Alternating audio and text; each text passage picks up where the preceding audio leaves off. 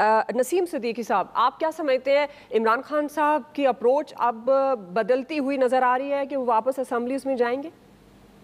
बिस्मिल्लाहिर्रहमानिर्रहीम, दुआ, बहुत शुक्रिया। नहीं, मेरा नहीं ख्याल कि इमरान खान साहब की कोई अप्रोच बदलती हुई नजर आ रही है। उनका उसी तरह एंग्री यंग मैन वाला उनका रवैया है और वो बिल्कुल भी मेरे ख्याल से असेंबलियों में जाने के लिए तैयार नहीं है। हाँ, वो ये शर्त लगा सकते हैं कि आप पहले वो जो साइफर था उसके बारे में एक फैसला करके उसको सामने लाए, यानी कि इस बात को माने कि मेरे खिलाफ साजिश हुई थी अप्रैल में, और वो तो हुकूमत कभी भी नहीं मानेगी। दूसरी, वो कहते हैं इलेक्शन का ऐलान कर दे तो असेंबली में आ जाएंगे, तो इसका मतलब है कि वो ना आने वाली बात है। दूसरी तरफ ये है कि मैं अपने दोस्तों की बात भी सुन रहा था, वैसे भी डिस्कशन सारे दिन होती रहती है। जिस तरह महंगाई का रोना रोया जाता था इमरान खान साहब के दौर में, जब पेट्रोल $150 $180 था, वो आजकल शोरों वोगा भाइयों की तरफ से कहीं नजर नहीं आता।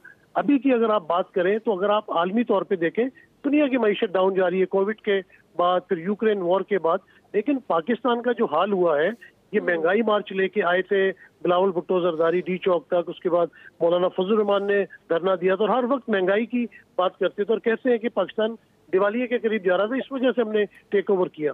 जिस असेंबली को ये मानते ही नहीं थे, 2018 के इलेक्शन के दूसरे दिन से ये रट शुरू कर दी थी तमाम उस वक्त के जो अपोजिशन लीडर थे, बल्कि मौलाना फजल रहमान तो कहते थे कि इस असेंबली में बैठे ही नहीं।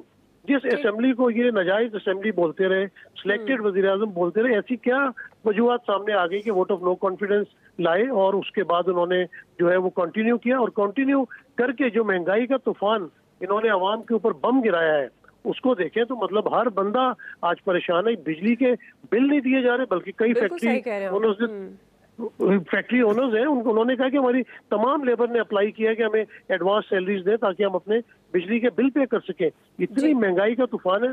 बिल्कुल सही कह रहे थे कि 3-3.5 करोड़ हमारे जो सैलाब जदगान है भाई हमारे हैं, उनकी मदद करनी चाहिए। वो डिस्प्लेस है, लेकिन 19 करोड़ जो आवाम है वो भी तो डिस्प्लेस है, वो भी तो घरों में नहीं जा सकते। उनको बिजली का मसला है, रोटी का मसला है, सैलरी का मसला है, उनके ऊपर भी बड़े मसाइल है। दूसरी तरफ बात यह है कि आपने देखा कि आलमी इदारों ने भी कहा कि पाकिस्तान के अंदर पॉलिटिकल अनसर्टेनिटी है, स्टेबिलिटी नहीं है, जिसकी वजह से आप देखें कि IMF का लोन भी पास हो गया, आपको पैसे भी मिल गए, लेकिन रुपया भी कंट्रोल नहीं हो रहा, डॉलर भी कंट्रोल नहीं हो रहा। तो इस वक्त बिल्कुल अगर आप जल्द अज जल्द पाकिस्तान में इलेक्शन करवा दे, एक तो ये पॉलिटिकल अनसर्टेनिटी खत्म हो जाएगी, दूसरी जब हुकूमत 5 साल के लिए आएगी तो उसके आने से बाकी इदारों के थोड़ा कॉन्फिडेंस डेवलप बिल्कुल आपकी बात भी बड़ी जेन्युइन है। जाहिर है महंगाई तो अपनी जगह पर है, बल्कि उससे बढ़ चुकी है। जिस तरह के ये वादे दावे करके आ रहे थे और आए दिन लग यही रहा है कि इनकी कंट्रोल से बाहर है।